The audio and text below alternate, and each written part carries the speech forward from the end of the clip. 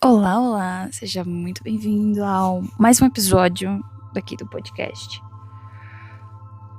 Seja bem-vindo, que a gente fala sobre individuação, integração, medos, vínculos. E hoje eu trago mais um episódio sobre medo. Eu tava ouvindo uma música do Raul Seixas que ela se chama Medo de Chuva. E me fez conectar com o paradoxo da escolha, né, do Fear of Missing Out, o FOMO da era digital. E eu comecei a pensar a respeito, sabe? Porque a gente vive uma tempestade de possibilidades, né? A gente vive esse excesso. E eu vejo que na era digital a gente não vive só nessa garoa de informações, a gente vive sob uma tempestade torrencial, né, de vidas possíveis, de realidades diferentes. Os nossos feeds, eles nos bombardeiam diariamente com todos os amores que a gente não viveu, com todas as carreiras brilhantes que a gente não seguiu, as viagens que a gente não fez, as festas que a gente não esteve. E a chuva, eu penso que ela vem como esse excesso. O psicólogo Barry Schwartz,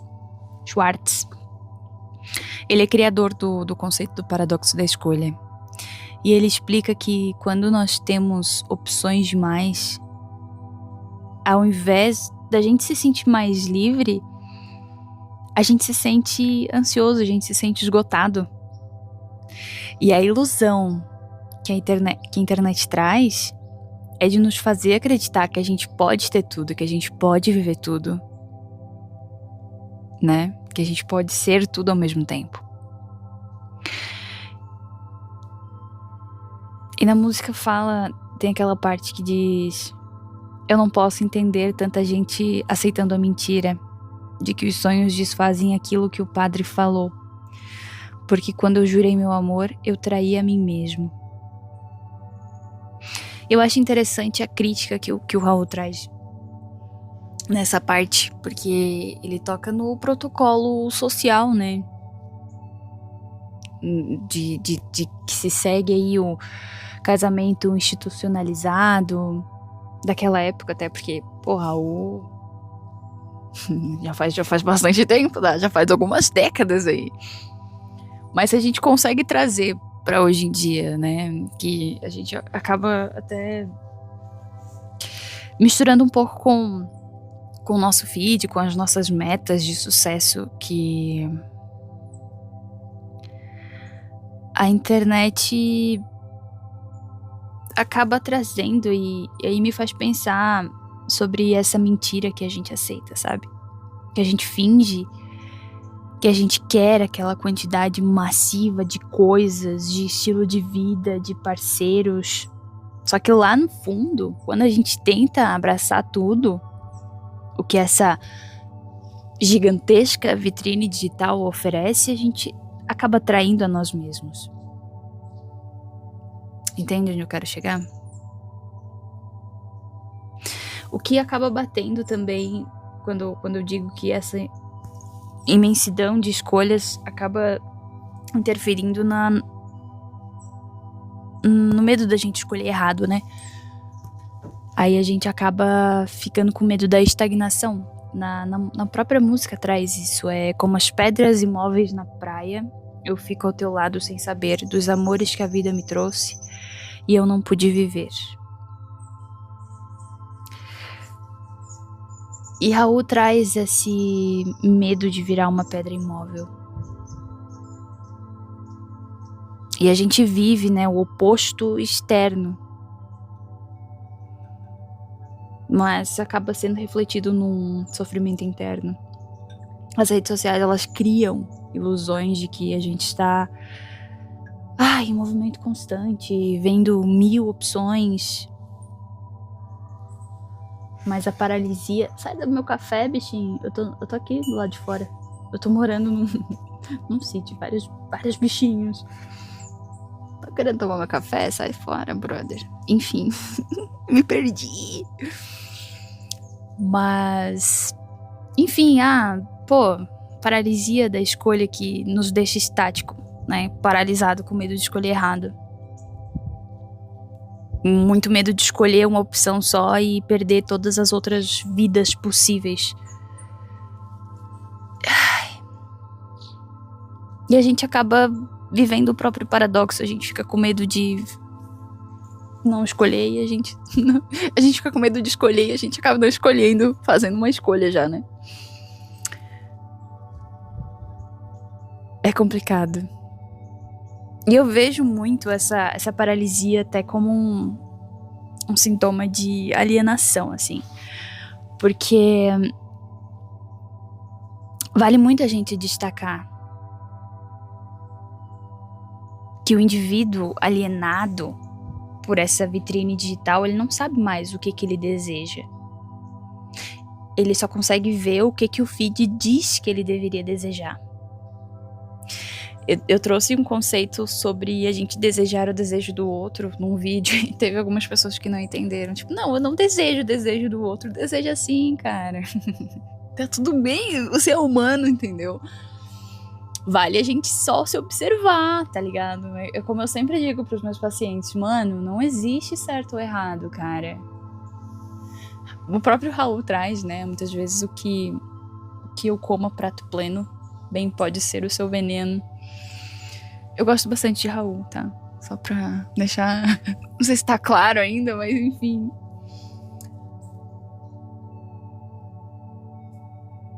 E eu penso, assim, a respeito dessa música, que a pedra imóvel, ela acaba chorando porque ela delega o seu desejo ao outro, né? A internet, as convenções sociais, a própria biologia, digamos assim. E usar o córtex pré-frontal, isso me faz lembrar de uma conversa que eu tive com uma pessoa lá do outro lado do mundo. Minha cabeça... Peraí que eu já trago esse fato. Mas quando a gente usa o nosso córtex pré-frontal, a gente acaba recuperando a nossa agência. Que é o ato, né, da gente se desalienar e assumir o próprio roteiro da vida. Vocês ouviram? Bichos animalescos. Enfim.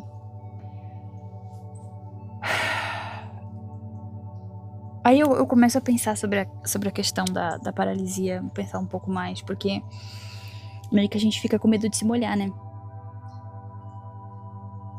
Porque se a gente observa o eu lírico da música do Raul, ele tem pavor de uma vida morna. Só que, ironicamente, o medo de escolher errado é o que cria estagnação, como eu bem disse. E o FOMO, eu acho que vocês devem ter notado que essa palavrinha, que essas 4 letrinhas têm se popularizado na internet ultimamente. Eu vi pelo menos algumas pessoas que eu acompanho utilizando. Eu estou com FOMO. Tipo, brother, que saco. Enfim, não estou aqui pra julgar. Já julgando.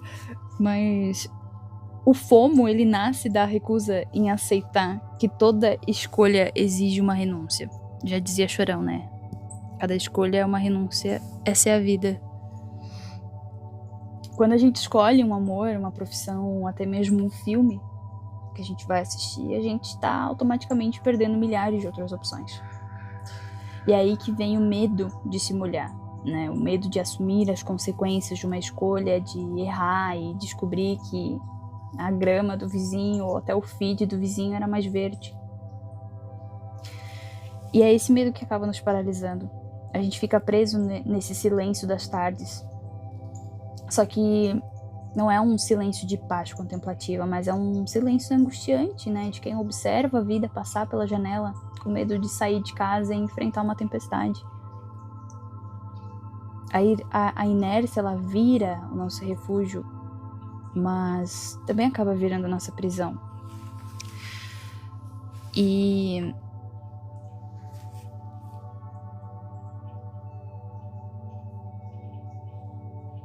indo um passo além, a respeito dessa renúncia, a gente pode até estar tratando ela como um luto. Porque o FOMO, ele é, em essência, essa recusa histérica da gente elaborar esse luto. A era digital, ela acaba por nos infantilizar quando ela promete que o luto, ele não é necessário. Porque, cara, tudo tá a um clique de distância, tá ligado? E suportar essa falta, entender que quando a gente escolhe uma pessoa, quando a gente escolhe um caminho, quando a gente escolhe uma carreira, a gente está, enterrando essas outras possibilidades que a vida acaba nos trazendo. Quando a gente se posiciona, né, é uma verdadeira marca que a gente saiu dessa infância psíquica.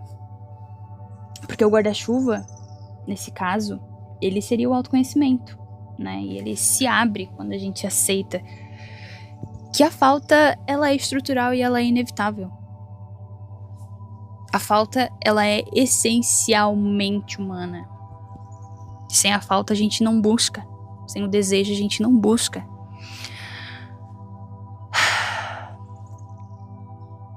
Eu já vou falar mais sobre isso, senão eu vou... Cara, tenho outros tópicos aqui pra abordar antes de eu falar sobre a conversa que eu tive com essa pessoa do outro lado do mundo. Que é muito nítido a infantilização mental que acaba ocorrendo, tá ligado? Mas, enfim, tem uma parte da música do Raul que diz que eu perdi o meu medo de chuva, pois a chuva voltando pra terra traz coisas do ar. Aprendi o segredo da vida, vendo as pedras que choram sozinhas no mesmo lugar.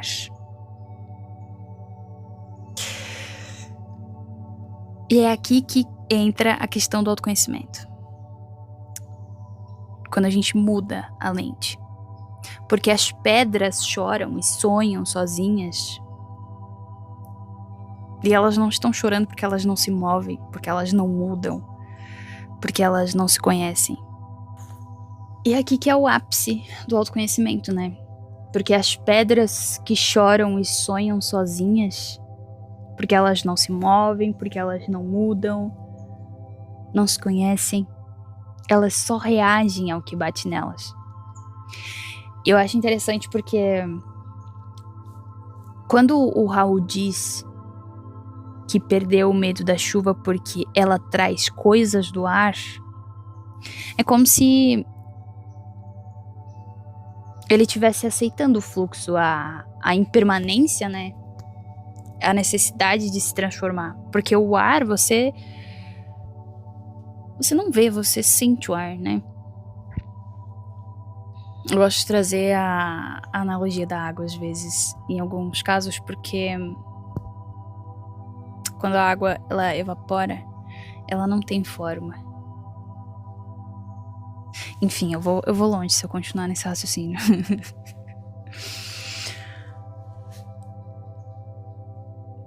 Mas eu acredito que o autoconhecimento, ele sempre vai ser a chave para qualquer questão da sua vida. Qualquer coisa. Como já dizia as antigas escrituras, conhece-te a ti mesmo e você conhecerá deuses e o universo.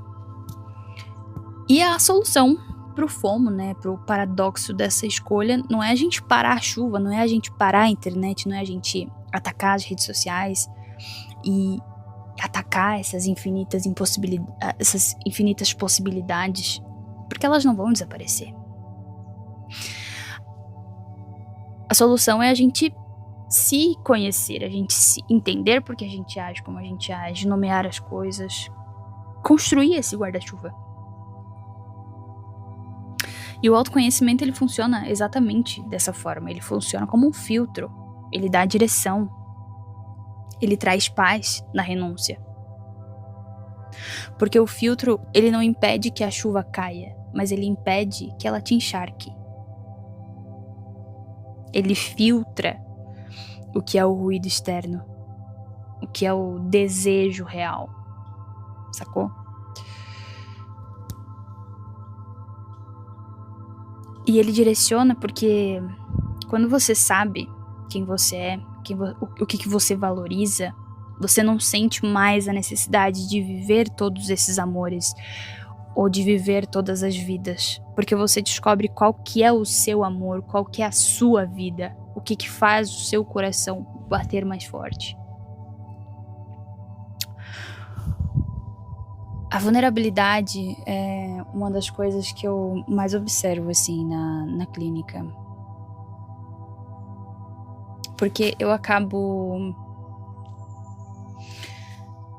Que é uma coisa que eu acabo tratando também, para buscar entender mais. Porque a vulnerabilidade, ela te exige que você tenha uma força de ser, né? De se abrir e ser verdadeiramente. E no lugar onde você consegue ser de fato, é muito libertador. Eu sou uma pessoa romantiquinha, por mais que não pareça. A grande parte das pessoas que me conhecem falam que eu intimido e que eu sou intocável. Mas é que eu não me abro facilmente. Mas, cara, eu escrevo cartinhas, eu sou bem romantiquinha, entendeu? Só que, com quem? Quem que vai ter essa sensibilidade de acolher essa romantiquização, depois que eu já quebrei tanto a cara? Então esse é um ponto. E eu percebo que esse é um ponto que os meus pacientes me trazem também, porque é o medo de ser vulnerável, né? O medo de se abrir e ser verdadeiramente. Porque a gente vai passando o tempo, a gente vai se relacionando com as pessoas, a gente vai criando uma casca, a gente vai se sentindo confortável na armadura de ser intocável, né? E muitas vezes a gente deixa de se sensibilizar com algumas questões do outro, porque a partir do momento em que a gente se sensibiliza com a falta do outro, com o vazio que é comum que o outro tenha, é muito normal. A única coisa que o ser humano quer e tem para oferecer é amar e ser amado. E tá tudo bem a pessoa ter o vazio que ela tem. Faz parte do ser humano. Que bom, porque ela é humano, entendeu? Só que é aí que tá o quão disposto a gente está para ser vulnerável diante dessa falta do outro. E é aí que essas máscaras, essas coisas que a gente vai criando com o tempo, vem trazendo pra gente essa casca, essa armadura, né? Por isso que é necessário o guarda-chuva, né? Enfim, já estou indo mais longe do que eu deveria. Mas o guarda-chuva que eu falo, que é o autoconhecimento, ele te dá essa tranquilidade de você caminhar por uma rua só, enquanto você ignora as outras 1000 ruas que você poderia ter pegado. O guarda-chuva, ele te dá a tranquilidade de saber que sim, você escolheu ser vulnerável ali, que você escolheu estar ali. E é isso, 1000 cairão à minha esquerda, 10.000 à minha direita. E nada me atingirá, nada farás com que eu escolha diferente. Isso te dá confiança e dá confiança para quem está contigo também.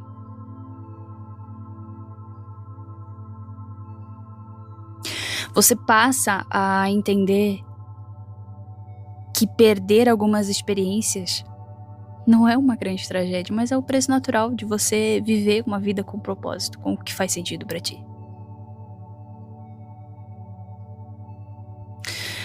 Como bem disse Raul, perder o medo da chuva é entender que a água que cai também traz coisas do ar. Ou seja, viver e escolher traz aprendizado, mas quando a gente se molha um pouco, a gente vê que tá tudo bem se molhar um pouquinho. A vida morna, ela só existe para quem fica na varanda seco, olhando os outros dançarem na tempestade.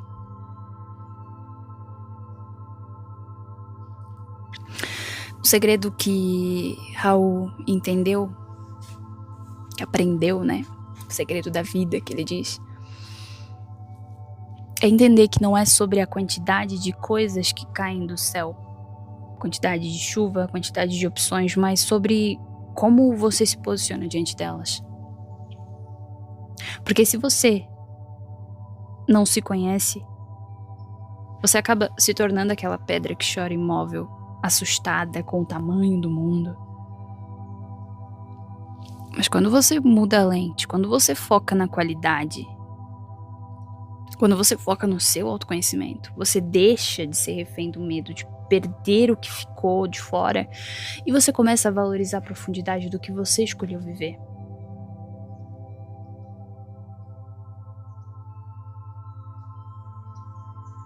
Eu acho muito interessante também quando a gente fala do paradoxo da escolha, é na questão da terceirização da responsabilidade.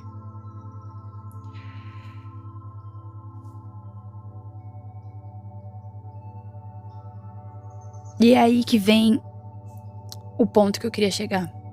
A terceirização da responsabilidade diante da conversa que eu tive com essa pessoa lá do outro lado do mundo.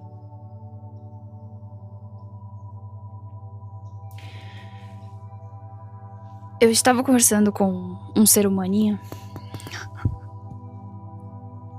que ele me relatou que é muito difícil focar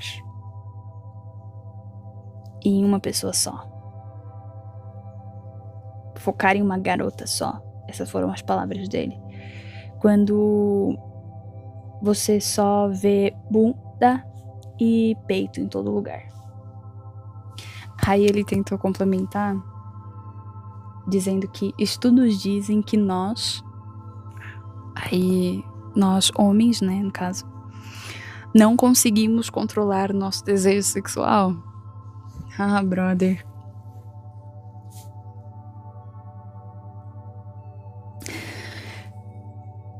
Recorrer a um suposto determinismo biológico, né, desse instinto incontrolável, e acabar culpando esse excesso de estímulo da mídia é, no fundo, construir um álibi preventivo, sabe? É a mesma lógica de quem diz, se eu me molhar, né, se eu trair ou se eu não conseguir me comprometer, a culpa é da chuva que tá forte demais e não é minha. Eu acho muito interessante como ele reduz o homem a um organismo puramente reativo, a um meio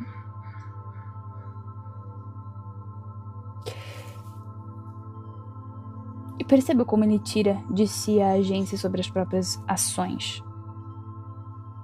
Aí eu precisei mencionar ele sobre o córtex pré-frontal, né? Eu não joguei o meu... Eu não vou jogar o meu certificado no lixo, não. Falei pra ele que alinhar o impulso a um comportamento é uma escolha.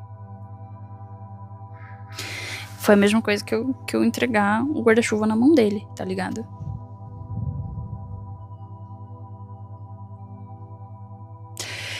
Uma coisa que eu entendo também é que o impulso, ele é inevitável. Sentir atração, o estímulo ali visual, o desejo pela novidade, tudo isso faz parte da nossa base animal, da nossa neuroquímica, né? A chuva, ela vai continuar caindo. A questão é o comportamento que é arbitrado nessa questão, porque a decisão de trair, a decisão de pular de galho em galho, a decisão de estar em um relacionamento e emendar com outra pessoa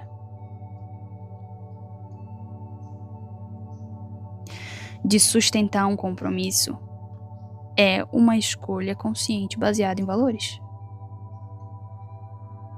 E geralmente isso se perde quando os valores eles não estão plenamente estabelecidos. E eu falei pra ele, é isso que separa os meninos dos homens. É você suportar a falta, é você suportar a renúncia.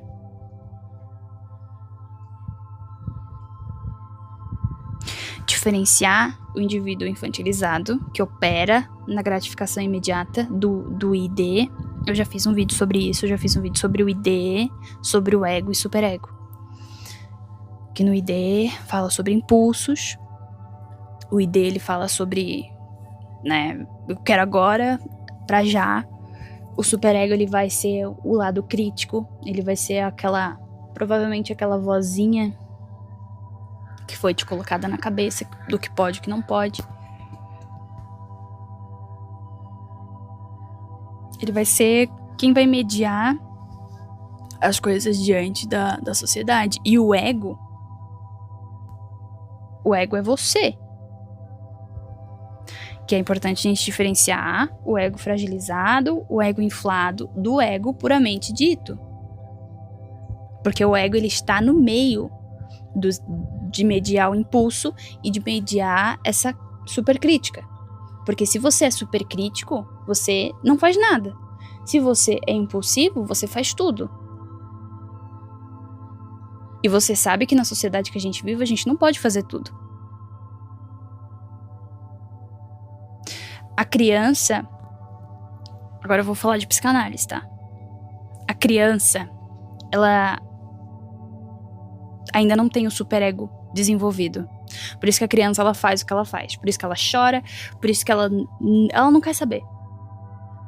Criança não tem um filtro pra saber o que é certo e o que é errado, porque ainda está se desenvolvendo.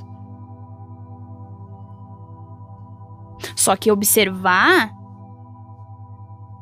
isso no homem feito, no homem adulto, é fascinante.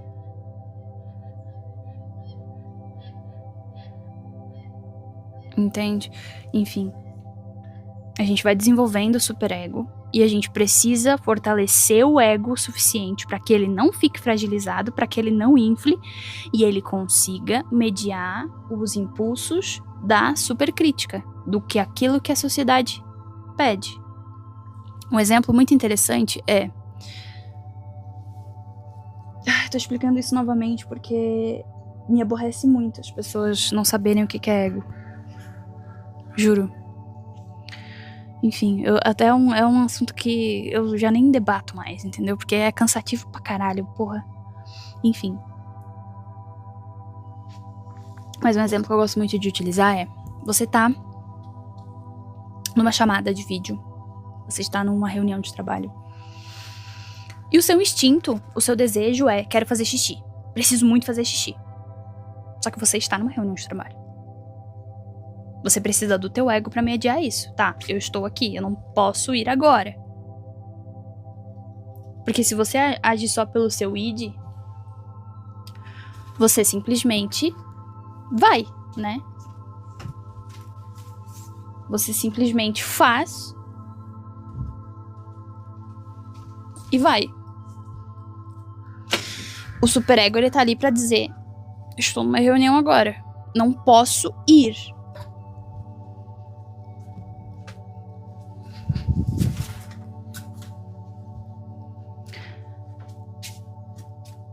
Aí você precisa do ego pra mediar isso. Entende? Você não pode eliminar o ego. Enfim. Já me estresse só de pensar que eu tenho... Enfim, ó. O id, nesse caso que a gente tá falando, ele quer consumir todas as opções da vitrine. Só que quando a pessoa, ela está estruturada o suficiente, ela consegue entender... Ela consegue compreender que ela suporta essa renúncia, que ela suporta a falta. Porque é em nome de um projeto de vida muito mais profundo, sacou? Porque está alinhado com o propósito em si. Por isso que o autoconhecimento ele é extremamente importante.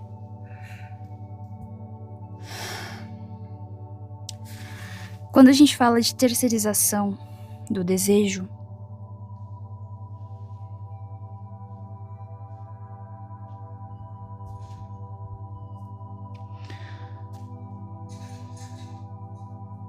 Eu acho muito interessante que esse rapaz, ele traz o argumento, né, de usar os estudos e a biologia pra justificar a falta de controle. Só que, cara, eu realmente leio isso quando eu olho pra essa mensagem, eu penso mecanismo de defesa. Mano, bizarríssimo, porque depois que a gente começa a estudar psicanálise, a gente tem que, de fato, criar um interruptor na nossa cabeça e simplesmente desligar. Porque algumas interações, elas acabam ficando insustentáveis. Quando eu estou em atendimento como cliente, como paciente, eu estou ali com a escuta flutuante, mas a cada coisa que ele vai me falando, eu vou anotando no meu caderno mecanismo de defesa tal coisa. É assim que vai funcionando, entendeu? Só que aí que eu falo, você precisa criar um interruptor para que você consiga desligar isso, porque senão as relações elas ficam insustentáveis. O grande medo das pessoas que não estudam isso é pensar que a gente tá analisando o outro o tempo inteiro. Só que, cara, é um pouco cansativo, porque a gente acaba perdendo um pouco da espontaneidade se a gente acaba analisando o outro o tempo inteiro, entendeu?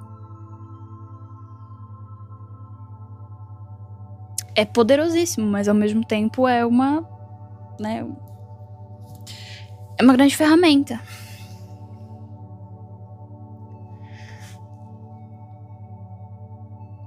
A racionalização em si, ela serve para proteger o ego da angústia de se responsabilizar. Por que é um mecanismo de defesa? Porque quando o sujeito ele me traz que estudos provam que homens não se controlam, ele tenta dar um contorno lógico, um contorno científico para encobrir essa imaturidade emocional. Ele transforma a própria falha ética ou até a falta de sustentação desse desejo numa condição biológica inevitável.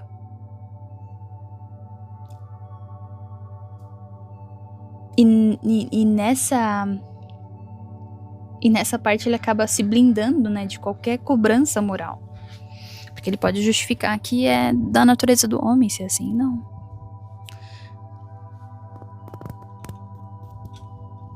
Tanto que depois que eu falei que sustentar o desejo diferencia homens dos meninos, ele simplesmente mudou de assunto, entendeu? Ele até chegou a falar, então eu estou aprendendo a ser homem, então...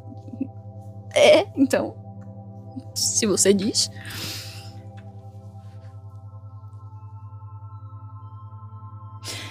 E nessa conversa, é muito interessante porque...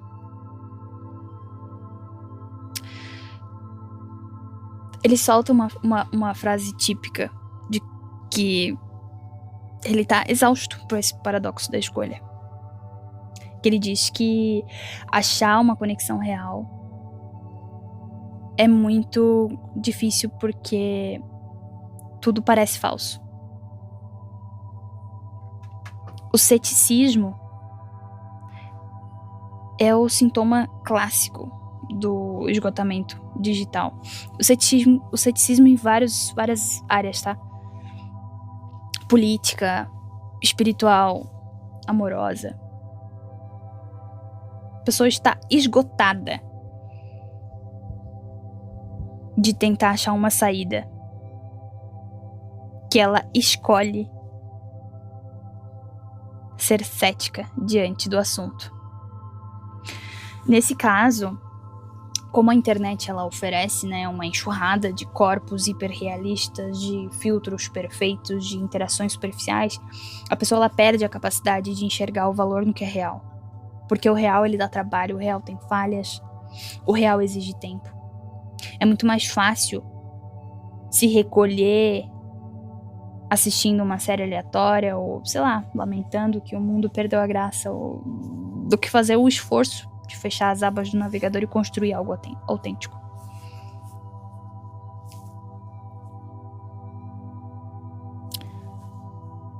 No conceito da modernidade líquida, o Bauman,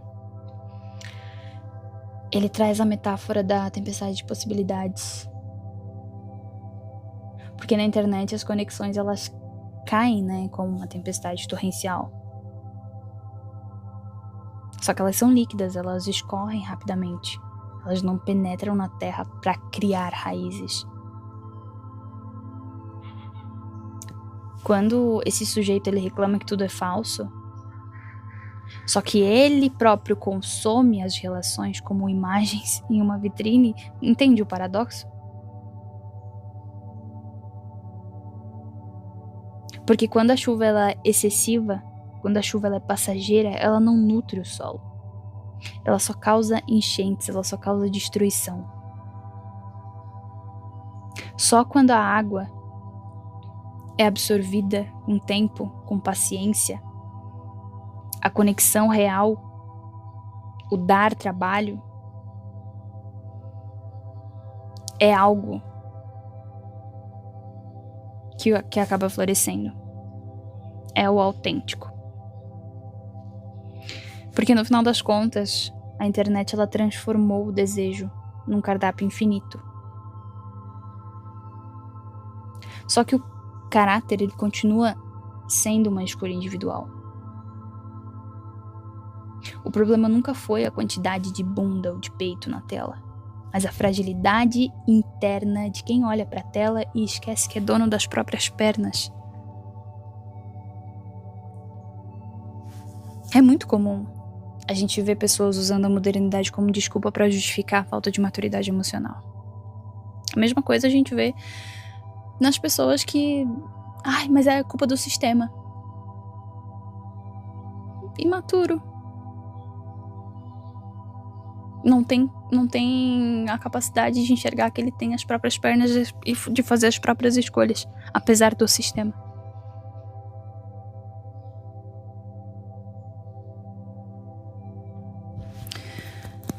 Se a modernidade digital ela nos joga nessa tempestade torrencial de opções, estímulos e telas que geram ansiedade e ceticismo, o projeto Prisma surge como um instrumento definitivo de navegação. Na física, o prisma ele pega a luz bruta e ele decompõe todas as suas cores e frequências ocultas. No plano psíquico, o projeto ele faz exatamente a mesma coisa, sabe? Ele pega essa confusão emocional que é provocada por esse excesso de informação e pelo FOMO e ele fragmenta em partes claras, nomeáveis e perfeitamente gerenciáveis. Muito provavelmente, esse ser humaninho que utilizou da biologia e da internet para justificar a própria confusão interna, dito que era uma pessoa que sofria de insônia, fumava pra caramba e bebia horrores, é muito nítido que ele não tinha ferramentas para decifrar o próprio caos. E é aqui que entra a premissa do projeto. E não entorta o meu papo não, que eu não tô sendo moralista. Eu já fiz vídeo sobre isso. Não vem encher a porra do meu saco, não. A premissa do projeto em si traz que quem tem poucas palavras para definir o que sente tem poucas saídas para resolver o que vive. Quando falta vocabulário emocional, o indivíduo ele fica refém dos impulsos cegos. E quando a gente expande esse vocabulário emocional,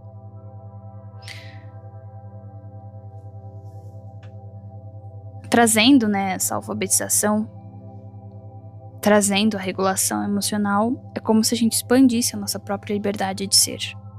A gente deixa de ser pedra imóvel que só reage, que só chora na praia, entendeu? E eu não trago o Projeto Prisma como um material de autoajuda superficial ali. Se trata de um percurso robusto de desenvolvimento pessoal que exige disciplina para transformar profundamente a qualidade de vida, para reduzir os vícios, né? Tanto o próprio scrolling infinito e a própria busca por dopamina barata. E a melhorar os seus relacionamentos reais, livrando-se da liquidez digital. As novas turmas do Projeto Prisma iniciam agora em junho, para deixar de apenas assistir a tempestade pela janela e passar a caminhar com ela, com direção e firmeza, carregando seu guarda-chuvinha. O primeiro passo prático é você preencher o formulário de participação. Ele está na descrição. Todos os links estão na descrição. Caso você queira um atendimento, uma análise individual comigo, o link também está na descrição. Tem vídeos no YouTube sobre vícios, sobre vários outros assuntos filosóficos e até tem um vídeo do id, do ego e do superego, muito interessante também, te ajuda a entender essas vozes na sua cabeça. Espero que tenha feito sentido. Construa o seu guarda-chuva. Permita que o Prisma organize o seu caos e transforme a enxurrada de opções do mundo na paleta de cores da sua própria autonomia. Obrigado por sustentar o pensamento aqui comigo. E nos vemos no próximo episódio. Cuide-se.